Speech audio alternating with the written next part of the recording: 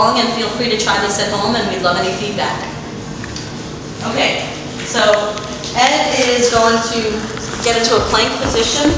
You want to make sure that your back is perfectly straight. And when you come down for the push-up, you want to think about coming down in one unit. I always like to tell clients to think about leading with the chest as you slowly come down. You want to lower yourself in about 8 seconds, somewhere between 5 to 8 seconds, and then slowly transition into the lifting phase without any momentum at all.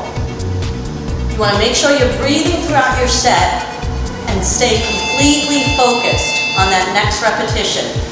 So as the movement gets more difficult, you want to start to pick up your breathing to lift yourself up.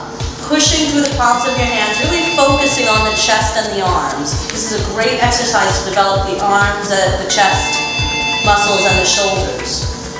Once you can no longer lift yourself up and you feel stuck, you can just drop yourself down, use your knees to push off with your toes, and get back up into the top position just to lower yourself. This is the negative only push-up. I know it sounds kind of like a contradiction, but it's a great way to get stronger and better at doing the push-up.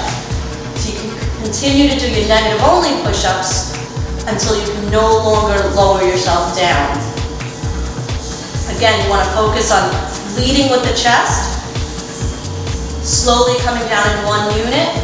Once you hit the floor, get up as quickly as possible so that way there's little rest in between, and continue to lower yourself, leading with your chest, and continue until you cannot go any longer.